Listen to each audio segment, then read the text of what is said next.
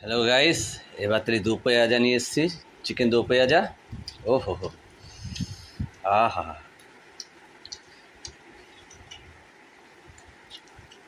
আহা, একটু খেয়ে দেখি কেমন হয়েছে। ও হেভি হয়েছে, ফাটাফাটি। এদিকে হচ্ছে একদম লাল লাল চিকেন ঝোল। ও দেখে তো মন ভরে যাচ্ছে। আহ, আজকে দুপুরটা একদম জমে ক্ষীর হয়ে গেল। বন্ধুরা, তোমরা কারা খাবে? এখনো আছে, শিগগির চলে আসো।